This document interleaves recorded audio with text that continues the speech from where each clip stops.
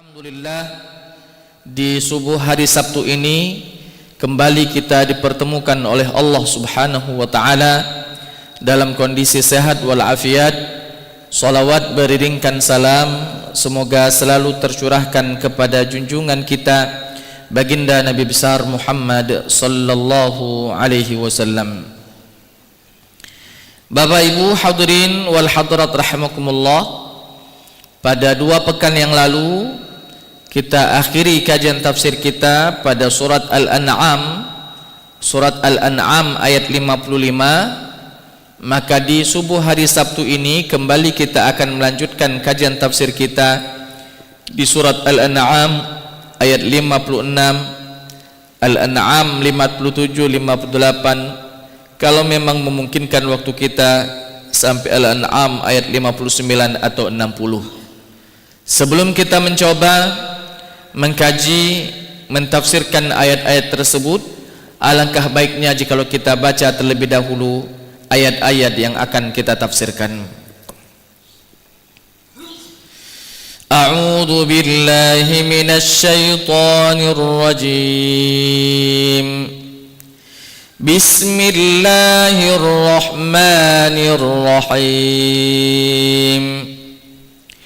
Qul inni nuhitu an a'buda alladhina tad'una min dunillah. Qul la attabi'u ahwa'akum qad dhalaltu idhan wa ma ana minal muhtadin. Qul inni ala bayyinatin min rabbi wa kazzabtum bih ma 'indi ma tasta'jiluna bih inil hukmu illa lillahi yaqussul haqqa wa huwa khairul fasilin. قل لو أن عندي ما تستعجلون به لقضي الأمر بيني وبينكم والله أعلم بالظالمين وعنده مفاتح الغيب وعنده مفاتح الغيب لا يعلمها إلا هو ويعلم ما في البر والبحر وما تسقط من ورقة إلا يعلمها ولا حبة في ظلمات الأرض ولا رطب ولا يابس إلا في كتاب مبين. Ma'asyiral hadirin jamaah salat subuh Masjid Baitur Rahman yang dimuliakan oleh Allah Subhanahu wa taala. Di dalam tafsir Ibnu Katsir menjelaskan tentang ayat 56 di dalam surat Al-An'am ini, beliau mengatakan bahwa Allah Subhanahu wa taala di ayat ini melarang Nabi Muhammad sallallahu alaihi wasallam untuk menyembah, untuk meyakini apa yang disembah dan apa yang diyakini oleh orang-orang yang tidak beriman kepada Allah. Dan ketika Nabi Muhammad sallallahu alaihi wasallam mengimani, mempercayai apa yang dipercaya oleh orang-orang musyrik, maka sungguh kata Allah, ketika itu yang dilakukan, maka Nabi Muhammad telah mengikuti hawa nafsunya. Makanya dengan tegas Allah Subhanahu wa taala berfirman, Qul inni nuhitu an a'budal ladzina tad'una min dunillah. katakan wahai Muhammad kepada mereka, orang-orang musyrikin, orang-orang kafirin, bahwa inni nuhitu, aku dilarang oleh Allah Subhanahu wa ta'ala an a'buda, untuk menyembah alladzi tad'una, yang kalian sembah, min dunillah, selain Allah Subhanahu wa ta'ala. Bapak Ibu hadirin wal hadirat, ketika kita berbicara tentang ketauhidan, karena ayat ini menjelaskan bahwa Allah itu esa, tidak ada Tuhan lain kecuali Allah, maka Allah melarang untuk siapapun menyembah selain kepada Allah.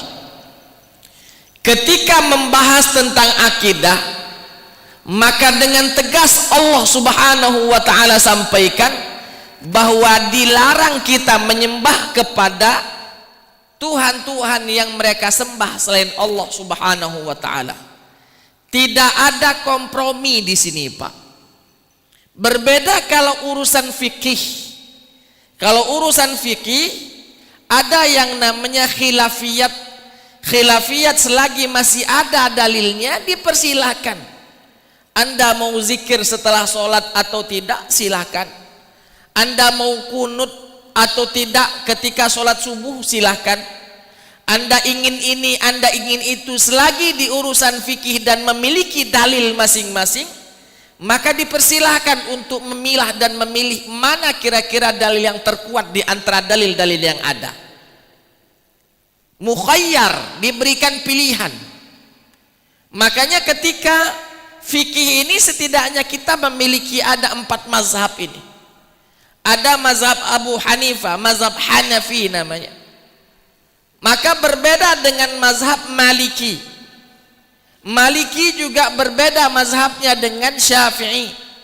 Syafi'i juga berbeda dengan Hambali, Ahmad ibn Hanbal. Kenapa? Ini urusan fikih.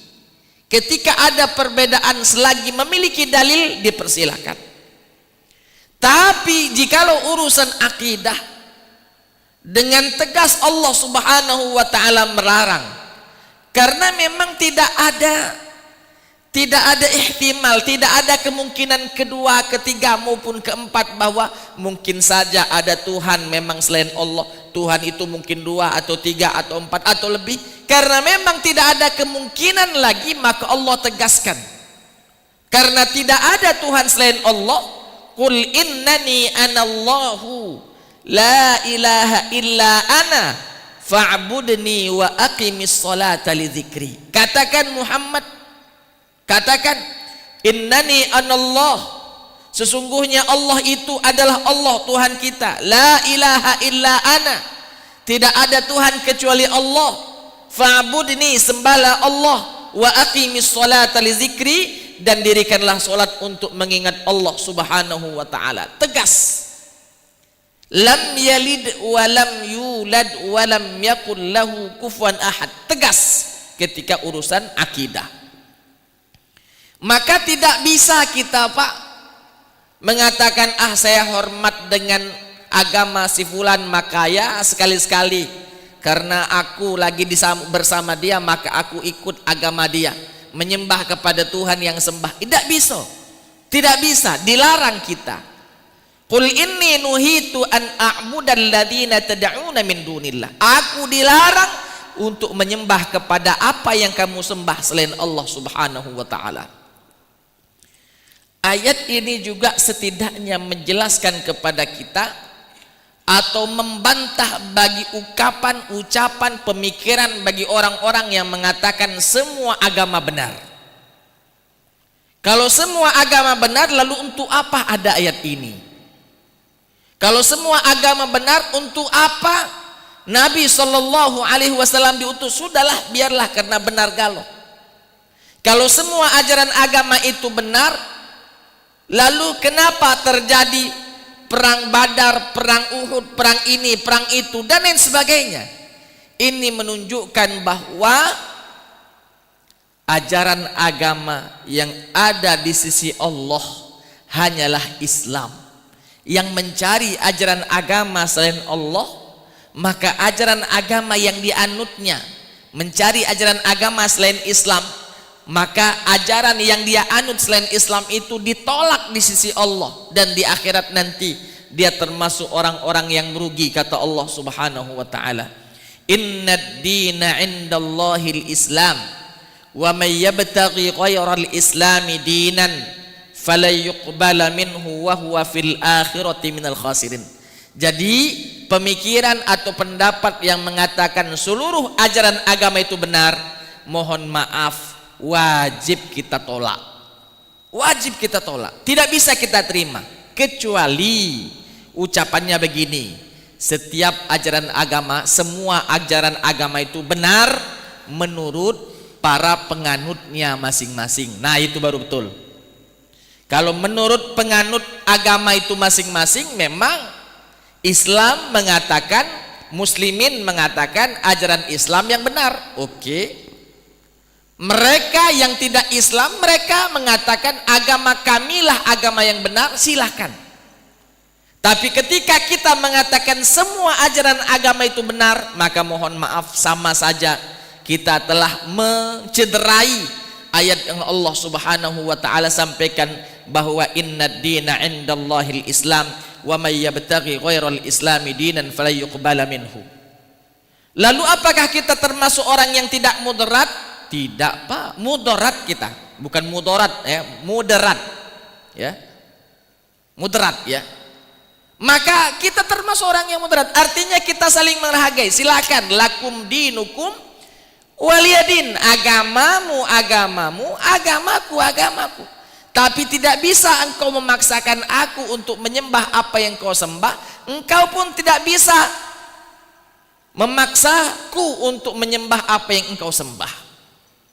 Bapak Ibu hadirin, jadi mohon maaf, kadang ada ungkapan-ungkapan mereka-mereka yang mengatakan semua ajaran agama itu benar.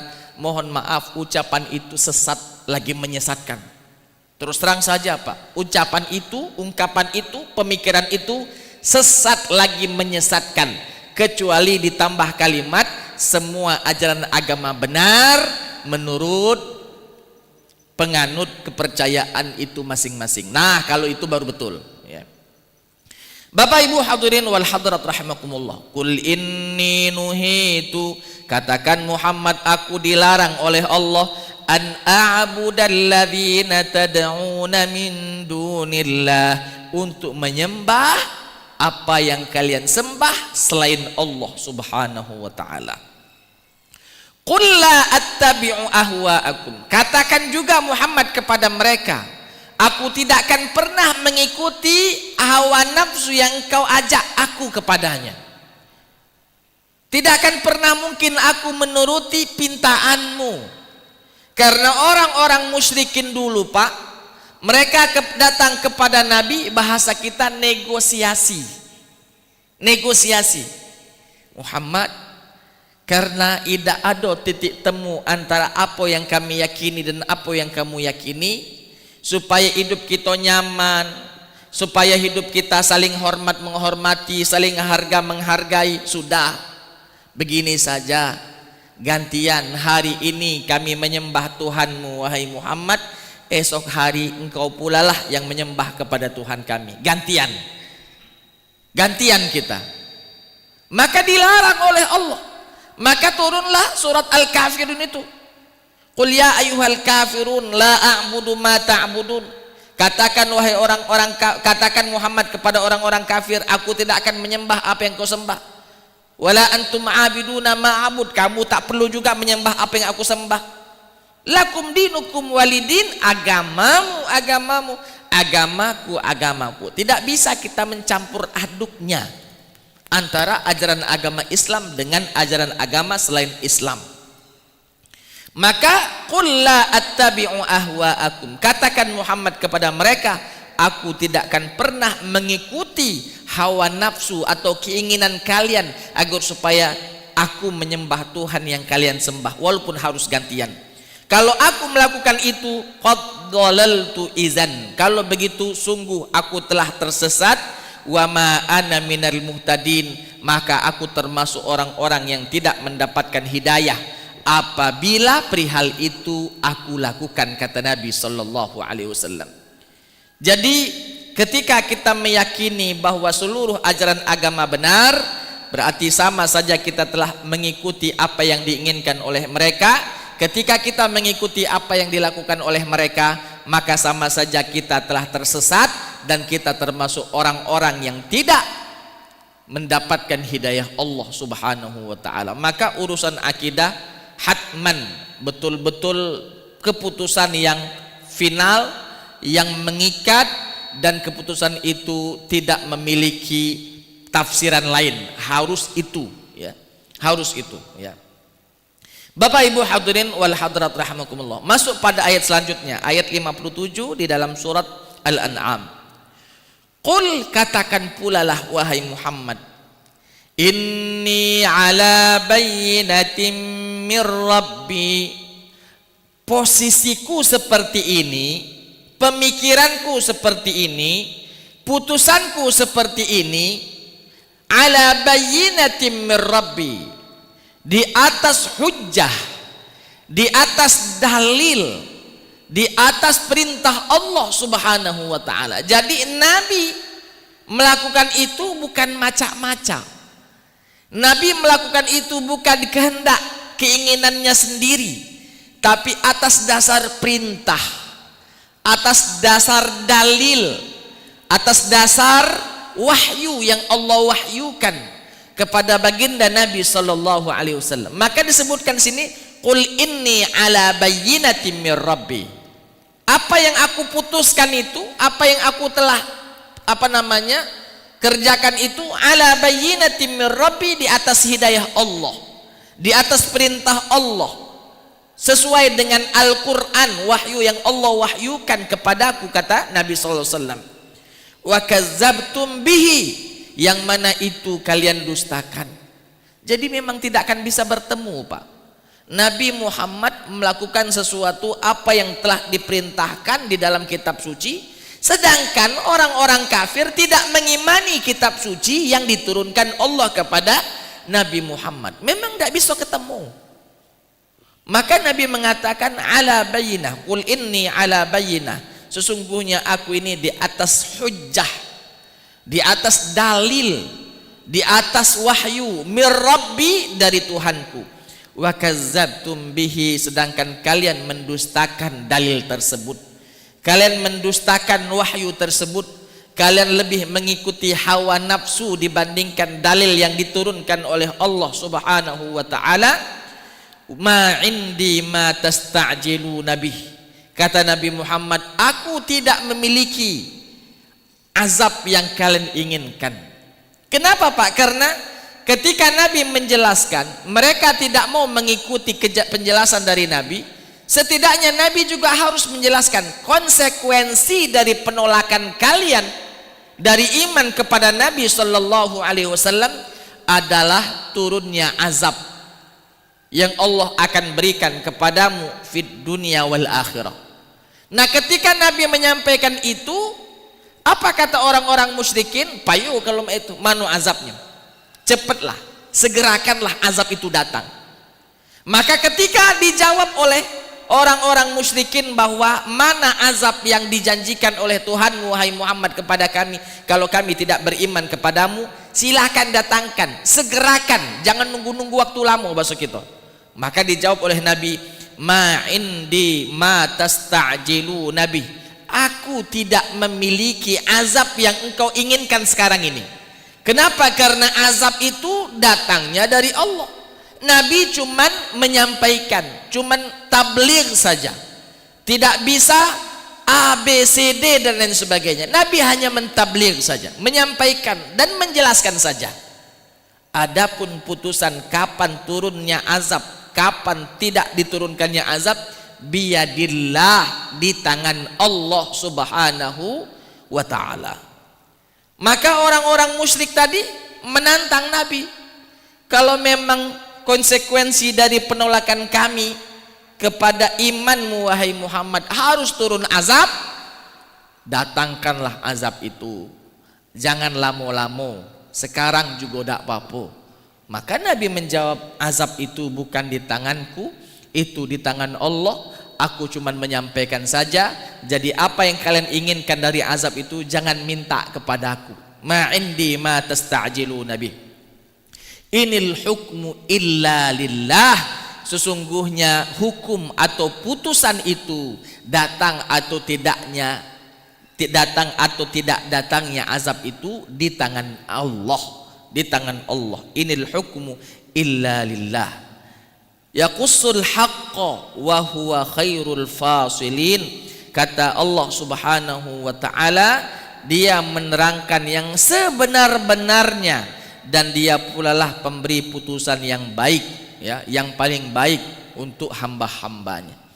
Jadi ma'asyiral hadirin, jamaah salat subuh yang dimuliakan oleh Allah Subhanahu wa taala, ketika orang-orang musyrik kembali menantang Nabi untuk mendatangkan azab, kata Nabi, azab itu bukan di tanganku, jadi jangan minta azab itu kepadaku.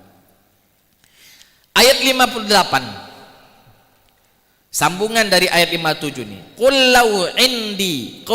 law anna indi ma tasta'jiluna bih. Katakan Muhammad kepada mereka, seandainya aku memiliki azab yang kalian inginkan sekarang datangnya itu, laqudiyal amru baini wa bainakum. Kalau memang itu aku yang memilikinya, laqudiyal amru baini wa bainakum, akan selesai, tak katik lagi ceritanya. Kamu minta langsung kunjuk. Saking murkanya Allah dan marahnya Nabi kepada orang-orang musyrikin yang sudah diingatkan malah menantang. Seandainya azab itu di tanganku, katakan Muhammad kepada mereka, seandainya azab itu di tanganku Muhammad, di tangan Muhammad, ya, tak perlu kalian menunggu lama, ku kasih azab itu kepada kalian. Kenapa? Karena laqudiyal amru baini wa bainakum, maka selesai urusan, ku berikan apa yang kamu inginkan. Wallahu a'lamu bizzalimin. Pak, itu dikatakan, tafsir Ibnu Katsir menjelaskan bahwa ayat ini menjelaskan tegasnya Nabi Muhammad tentang orang-orang musyrikin, orang-orang kafirin yang menantang. Seandainya memang azab itu di tanganku, kata Nabi, ku berikan itu. Walaupun ada di hadis lain, Pak, Aisyah radhiyallahu anha pernah bertanya kepada Nabi, ya Rasulullah, apakah ada satu momentum yang amat sangat menyedihkan bagimu dibandingkan kejadian yang terjadi di Uhud? Kata Aisyah bertanya kepada Nabi, ya Rasul, adakah kejadian yang mana kejadian itu lebih menyedihkan bagi dirimu dibandingkan kejadian yang terjadi di Uhud? Karena di Uhud, Pak, Nabi Muhammad hampir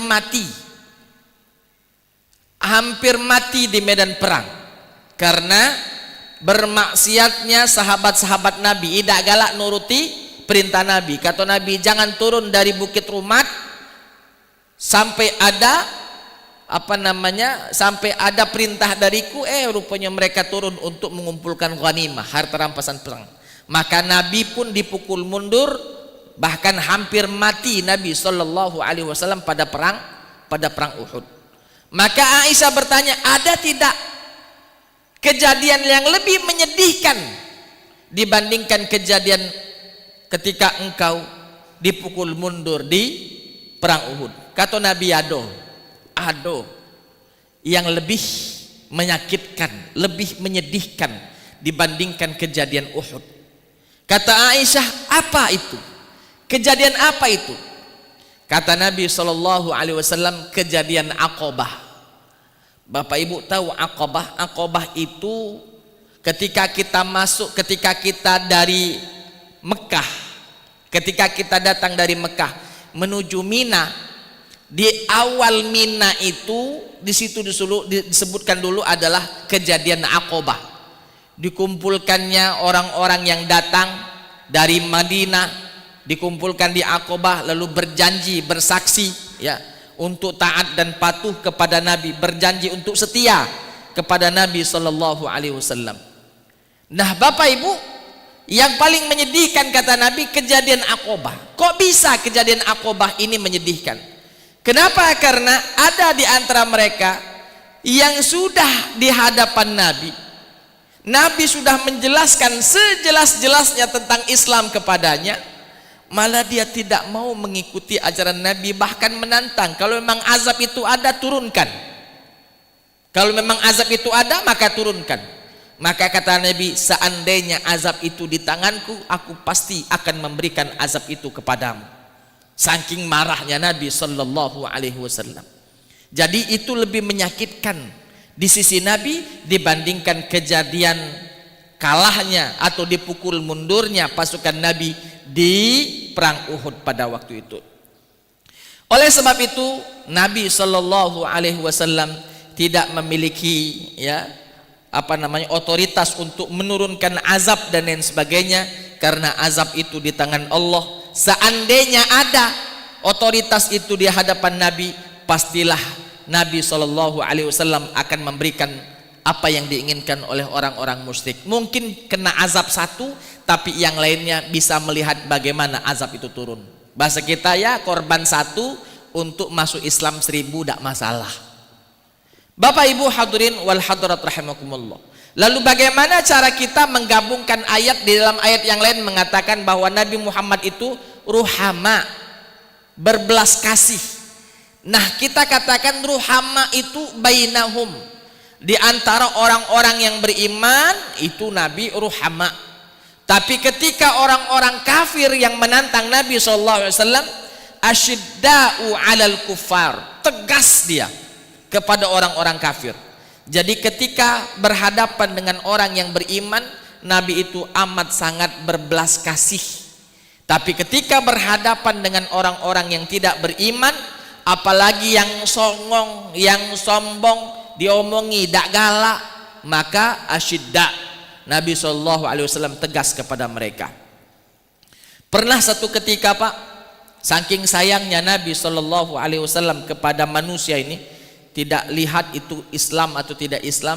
Satu ketika Allah Subhanahu wa taala mengirimkan malaikat. Satu ketika Nabi berjalan karena sedihnya dari Aqabah tadi, pulang lagi ke Mekah.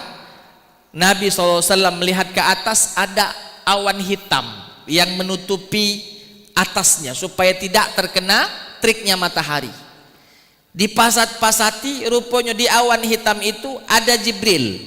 Lalu Jibril pun datang menghampiri Nabi lalu mengatakan, "Ya Muhammad, sesungguhnya Allah Subhanahu wa taala mengutusku untuk menyampaikan kepadamu." Kata Nabi, "Nak nyampe kapo?"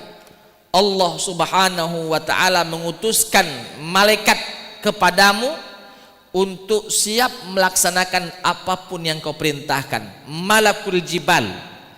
Dia ini malaikat yang menjaga gunung-gunung yang ada di Mekah ini. Datang kepada Nabi lalu mengatakan, "Wahai Muhammad, kami para malaikat penunggu gunung-gunung ini diperintahkan oleh Allah untuk datang kepadamu untuk siap melaksanakan apapun yang kau perintahkan.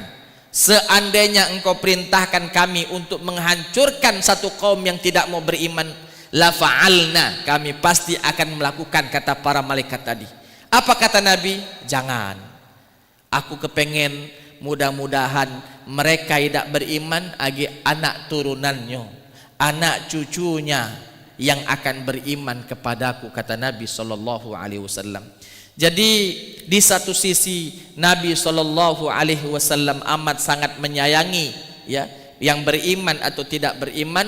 Di sisi yang lain Nabi Muhammad juga kadang tegas, apalagi kalau memang sudah ditantang untuk menurunkan azab. Nabi sallallahu alaihi wasallam amat sangat tegas itu. Bapak Ibu hadirin wal hadirat rahimakumullah. Masuk di ayat selanjutnya. Wa 'indahu mafatihul ghaibi la ya'lamuha illahu. Kata Allah, sesungguhnya di sisi Allah lah mafatihul ghaibi, semua kunci-kunci gaib itu di tangan Allah. Tidak ada satupun kunci gaib dipegang oleh makhluknya. Jangankan kita, jangankan para dukun, Nabi Muhammad pun tidak memegang kunci gaib itu. Kunci gaib itu hanya dipegang oleh Allah. Wa indahu mafatihul ghaibi. Hanya di sisi Allah lah kunci-kunci perihal gaib. La ya'lamuha illahu, dan tidak ada yang mengetahui kunci-kunci gaib itu kecuali hanyalah Dia, yaitu Allah Subhanahu wa taala. Makanya di dalam sebuah hadis Nabi, Rasulullah sallallahu alaihi wasallam pernah bersabda, khamsun la ya'lamuhunna illallah. Ada 5 perkara yang tidak ada yang mengetahuinya kecuali hanyalah Allah. Saya ulang, ada 5 hal, ada 5 perkara yang tidak ada orang mengetahuinya kecuali hanyalah Allah Subhanahu wa taala. Khamsun la ya'lamuhunna illallah. Yang pertama, kata Nabi sallallahu alaihi wasallam, innallaha indahu ilmus sa'ah. Hanya Allah yang tahu kapan datangnya kiamat. Itu satu. Kunci hal gaib yang 5 itu, pertama adalah hanya Allah yang tahu kapan datangnya hari kiamat. Innallaha indahu ilmus sa'ah. Hanya Allah yang tahu kapan datangnya kiamat. Nabi Muhammad tidak tahu, Pak, kapan datangnya persis kiamat itu. Makanya ketika datang Jibril bertanya kepada Nabi kapan kiamat itu, maka Nabi Muhammad menjawab, mal mas'ulu anha bi'a'lama minas sa'il. Yang bertanya dengan yang ditanya sama-sama tidak tahu itu. Beliau katakan sama-sama tidak tahu. Hanya saja Nabi memberikan ciri-cirinya, tanda-tanda kedatangan kiamat itu A, B, C, D, E, F dan lain sebagainya. Ciri-cirinya begini, tapi kapan datang tepatnya, tanggal berapa, bulan berapa, tahun berapa, hanya Allah Subhanahu wa taala yang maha tahu datangnya kiamat. Adapun harinya, Nabi Muhammad menjelaskan bahwa tidak akan datang hari kiamat kecuali hari kiamat itu di hari Jumat. Cuman harinya beda tunjuk tahu, tanggalnya kapan, bulannya kapan, tahunnya kapan, wallahu taala alam. Hanya Allah yang tahu.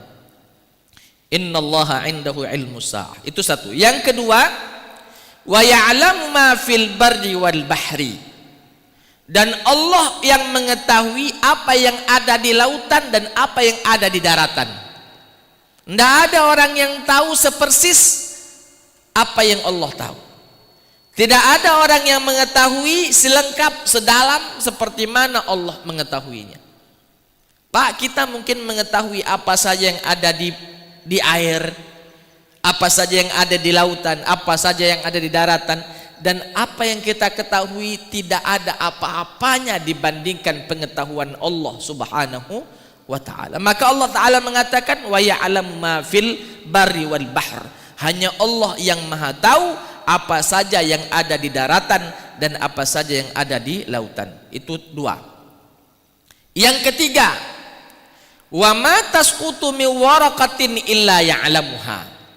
Tidak satu pun daun yang jatuh mengenai bumi ini kecuali Allah mengetahuinya. Tidak satu pun daun yang terjatuh dari dahannya, dari rantingnya sampai ke tanah itu Allah tahu itu, Pak. Banyaknya dautan, banyaknya banyaknya pohon-pohon dan daun-daunan itu ketika jatuh ke tanah sebanyak-banyak itu Allah tahu, Pak. Sebanyak-banyak itu Allah tahu. Artinya itu saking terperincinya, Pak, saking banyaknya Allah tahu itu. Kapan jatuhnya, di mana jatuhnya, bagaimana jatuhnya, itu Allah tahu. Yang keempat, wa ya'lamu kha'inatal a'yuni wa ma tukhfis sudur.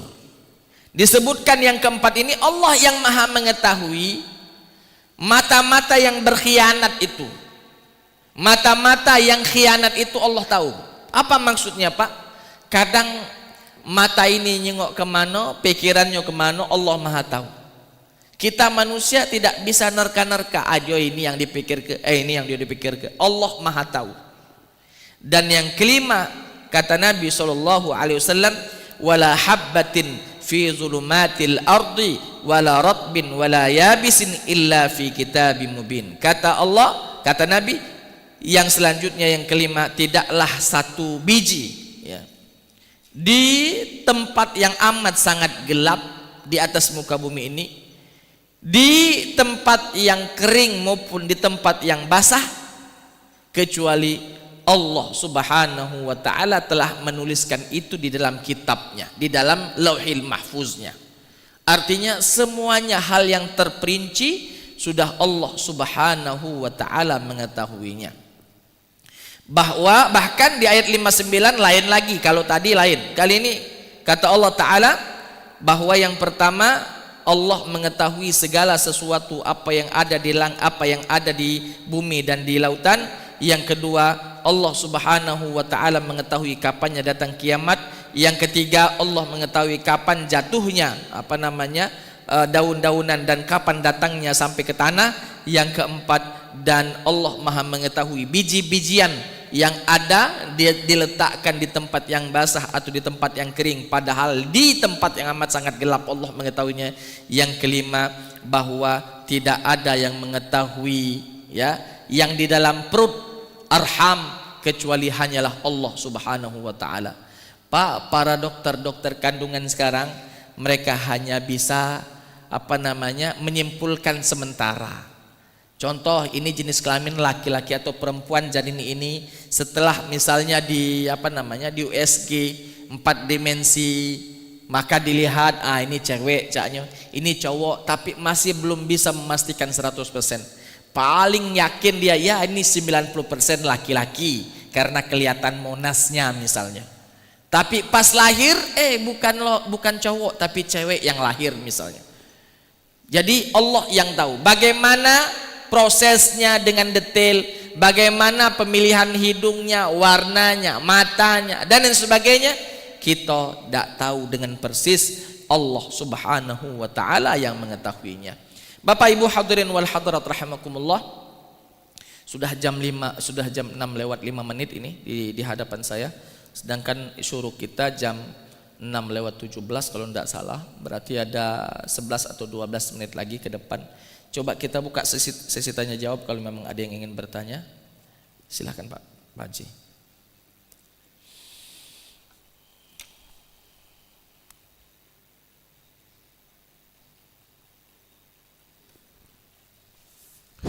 Baik, assalamualaikum warahmatullahi wabarakatuh. Assalamualaikum warahmatullahi wabarakatuh. Tadi di Al-An'am 56 Rasul bilang dilarang menyembah Tuhan selain Allah. Ya. Jadi kita ini sebagai seorang muslim saya kira merasa sudah menyembah Allah kita ini. Karena kalau orang muslim sangat agak susah yang sudah menyembah berhala segala macam itu kecuali kelompok-kelompok tertentu. Tapi kalau kita kaitkan dengan surat Al-Bayyinah ayat 5 itu kan, wa ma umiru illa liya'budullaha mukhlishina lahuddin.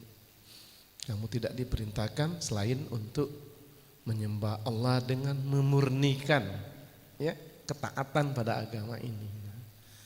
Nah, pertanyaan saya Pak, apakah kita ini sudah penyembah-penyembah Allah yang mukhlisin lahuddin atau sudah tercemar, dan bagaimana penyembahan kita itu tercemar, bagaimana penyembahan kita murni itu, mohon pencerahan. Terima kasih. Assalamualaikum warahmatullahi wabarakatuh. Assalamualaikum warahmatullahi wabarakatuh. Baik.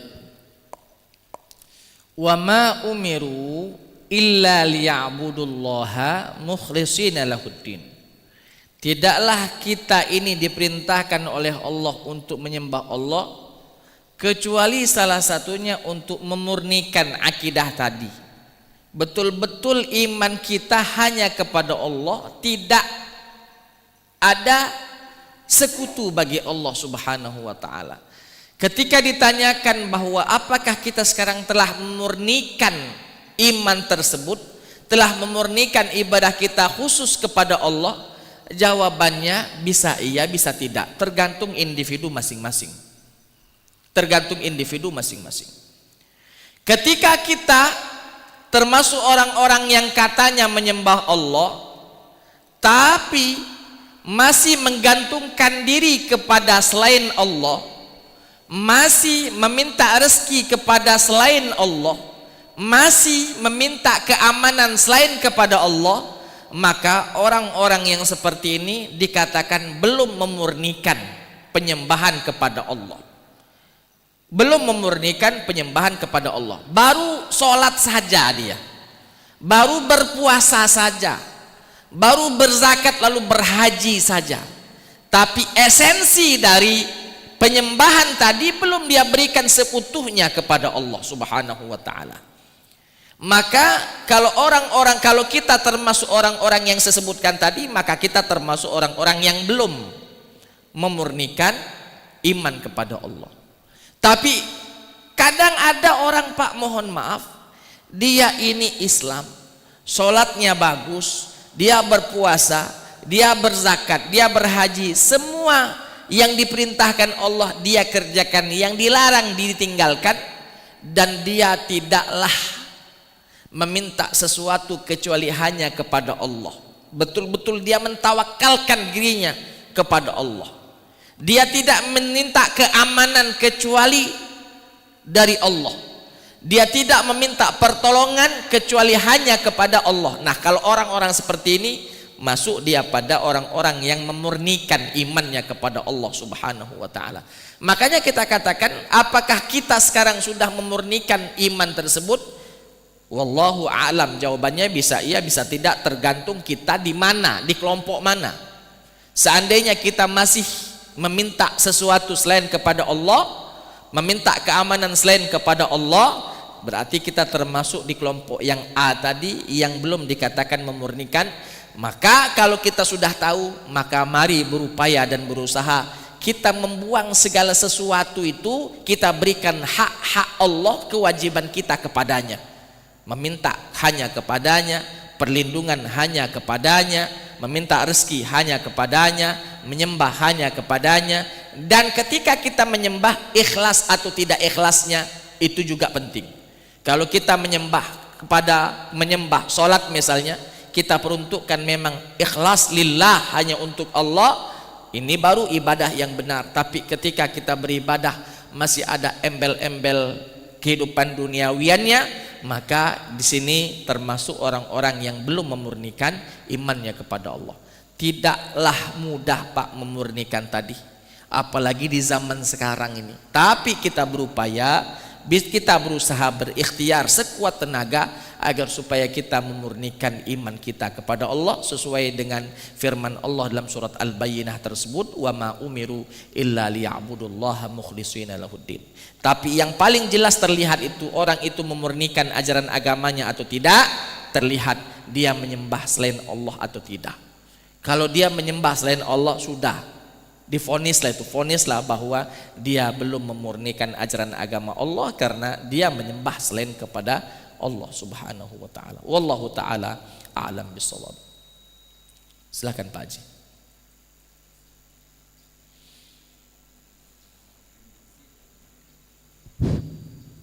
Assalamualaikum warahmatullahi wabarakatuh. Assalamualaikum warahmatullahi wabarakatuh. Ini yang bagaimana menyelesaikan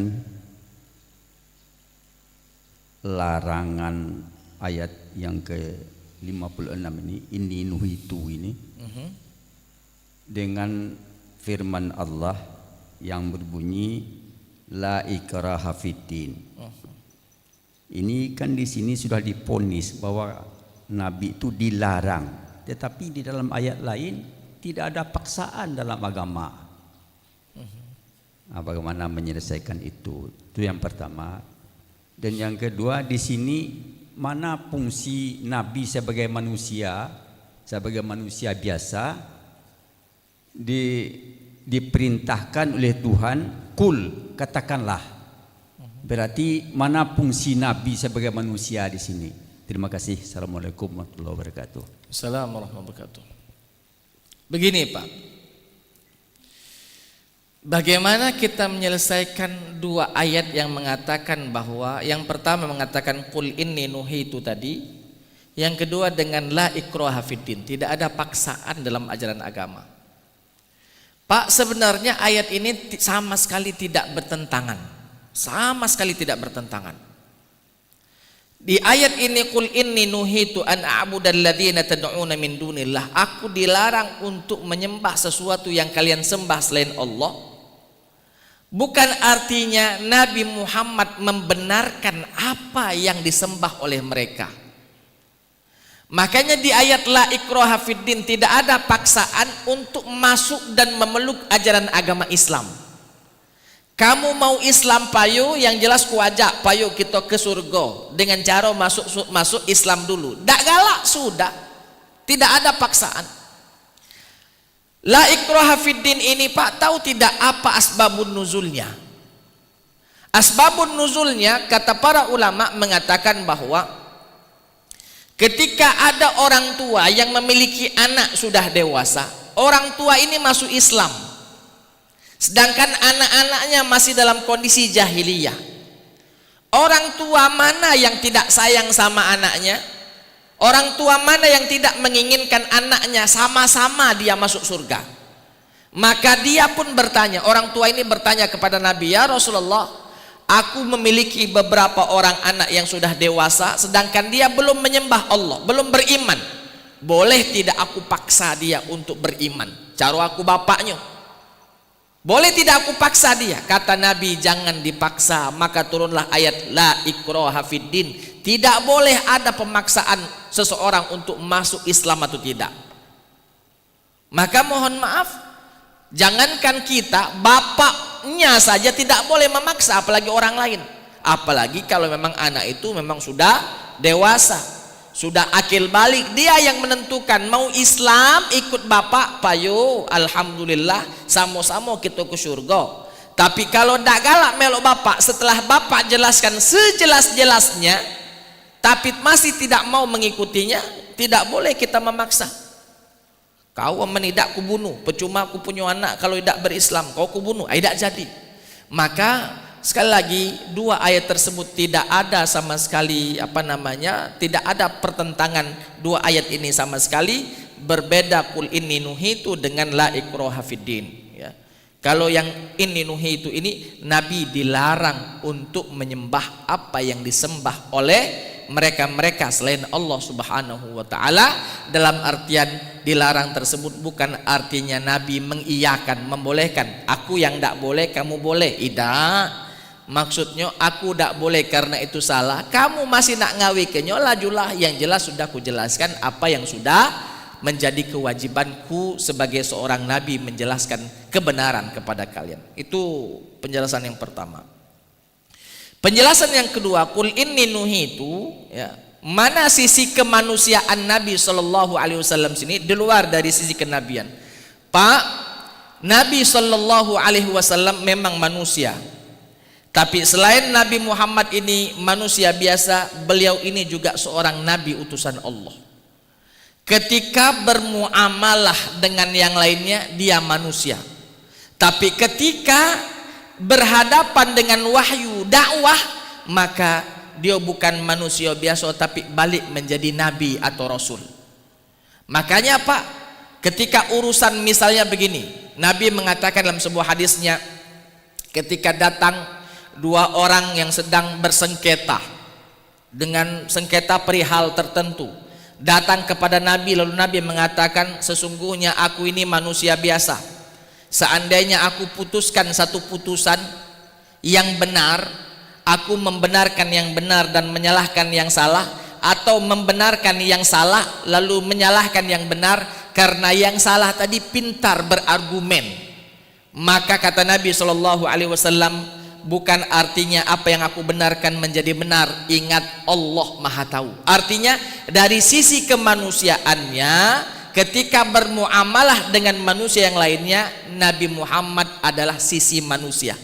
Tapi ketika berhadapan tentang wahyu dakwah, maka Nabi Muhammad kita katakan bukan manusia biasa, tapi dia sebagai seorang nabi utusan Allah, wahyu yang Allah wahyukan, yang apa yang disampaikan oleh Nabi adalah wahyu yang Allah wahyukan kepada dirinya. Jadi ketika di rumah tangganya bersama istri dan anak-anaknya, ini seorang bapak, seorang suami, manusia biasa. Tapi ketika di hadapan umat berdakwah, menyampaikan wahyu-wahyu yang Allah wahyukan kepadanya, maka di sini sisi kenabian keluar, ya, sisi kenabian dan kerasulannya yang ditonjolkan oleh Nabi sallallahu alaihi wasallam. Jadi di ayat ini, qul inni nuhitu an a'budal ladzina tad'una min dunillah, sisi kemanusiaan itu adalah penyembahan, Pak. Kita manusia pasti menyembah. Entah yang kita sembah itu benar atau yang kita sembah itu salah, yang jelas yang namanya manusia pasti nyari-nyari sesuatu yang dia sembah. Kita Muslim menyembah kepada Allah, agama lain menyembah kepada Tuhannya. Bahkan orang-orang yang meyakini tidak ada agama, Pak, tidak ada Tuhan pun sesungguhnya dia menyembah kepada siapa? Menyembah kepada hawa nafsunya sendiri. Jadi setiap manusia itu mencari sesembahan untuk dirinya. Dan makanya ketika ditanya mana sisi kemanusiaan di dalam ayat ini, sisi kemanusiaannya adalah penyembahan. Karena manusia itu pasti menyembah kepada zat yang dia akui sebagai Allah subhanahu wa ta'ala. Karena Allah melarang Nabi Muhammad untuk menyembah selain kepada Allah, mafhum mukhalafahnya atau lawan katanya adalah Nabi diperintahkan untuk menyembah hanya kepada Allah subhanahu wa ta'ala. Wallahu ta'ala alam bisawab. Kalau masih ada satu pertanyaan terakhir dipersilakan, kalau memang masih ada.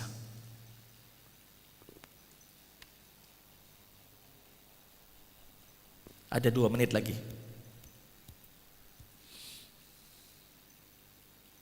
Ada, Pak? Ibu-ibu di belakang?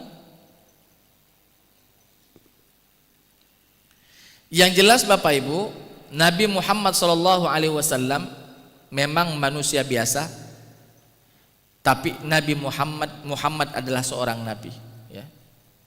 Makanya di ayat, banyak ayat yang menyampaikan Qul innama ana basyarum mislukum, sesungguhnya aku ini manusia biasa seperti kalian. Perbedaannya adalah yuha ilayya, aku diberikan wahyu, kamu tidak. Bedanya itu. Makanya Nabi Muhammad diutus jadi nabi itu dari golongan manusia supaya kita bisa melihat langsung. Kalau Nabi pacak ngawik itu berarti dari sisi kemanusiaan kita juga pacak. Kalau Nabi Muhammad sampai bengkak kakinya sholat, dari sisi kemanusiaan Nabi lagi pacak, aku juga pacak. Cuman mau tidak maunya yang berbeda. Kalau Nabi mau melakukannya, kalau kita mungkin mikir 100 kali. Jadi Nabi mengatakan, Qul innama ana basyarum mislukum, aku ini sama saja manusia seperti kalian, hanya saja perbedaannya yuha ilayya, aku diberikan wahyu oleh Allah, sedangkan kita manusia biasa tidak diberikan wahyu. Nabi maksum, Nabi dijaga oleh Allah subhanahu wa ta'ala dari perbuatan salah dan dosa, sedangkan kita ini terbuka lebar, Pak, bisa benar bisa salah. Makanya Umar ibnul Khattab radhiyallahu anhu pernah berkata, ya, di Masjid Nabawi, kata Umar mengatakan bahwa setiap orang itu bisa diterima ucapannya dan juga bisa ditolak ucapannya, selain dari sahibah hadzal qabr, kecuali orang yang ada di kuburan ini. Nunjuk ke Nabi Muhammad. Kalau Nabi Muhammad omongannya diterima galau. Ngapo? Selain dia manusia, dia juga nabi, ucapannya adalah wahyu. Sedangkan selain Nabi Muhammad adalah manusia biasa, tidak ada sama sekali sisi kenabiannya. Maka bisa saja omongannya benar, bisa juga omongannya salah. Maka Pak, kita dilarang untuk ta'assub kalau bahasa Arabnya. Tidak boleh kita ini ta'assub. Ta'assub ini tidak boleh kita membabi buta mengikuti guru. Pokoknya apa kata guru aku itulah yang paling benar. Selain guru aku yang ngomong salah galau. Bisa saja guru kita benar ucapannya di satu sisi, bisa juga di sisi lain salah. Karena cara manusia biasa. Makanya kita tidak boleh ta'assub, ya. Taklidul a'ma kalau bahasa Arabnya. Tidak boleh kita mengikuti orang itu dengan membabi buta, nutup mata, pokoknya aku nurut. Apa kata kau, aku melok. Kecuali pada urusan mazhab yang sudah jelas Tapi kalau ucapan mohon maaf ustadz-ustadz biasa, kiai-kiai biasa, mereka selain ustadz, selain kiai, juga mereka memiliki sisi manusia, ya.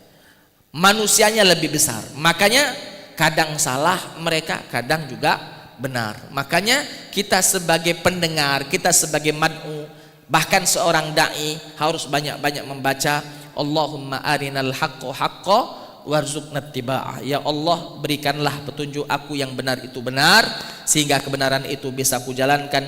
Wa arinal batila batila, dan jelaskanlah pula kepadaku yang batil itu batil, yang salah itu salah. Warzuqna jitinabah, dan berikanlah kepada kami, ya, kekuatan untuk meninggalkan, untuk menjauhi kesalahan yang dilakukan. Ma'asyiral hadirin jamaah salat subuh yang dimuliakan oleh Allah Ta'ala, itu saja mungkin yang bisa saya sampaikan pada kesempatan kali ini. Mudah-mudahan ada manfaatnya bagi kita semuanya. Sudah masuk waktu syuruk. Terima kasih. Mudah-mudahan kita semua dalam kondisi sehat walafiat, dijaga iman kita kepada Allah. Kalau memang sudah sampai ajalnya, kita mati dalam kondisi husnul khatimah. Terima kasih. Hadanallahu wa iyyakum ajma'in. Assalamualaikum warahmatullahi wabarakatuh.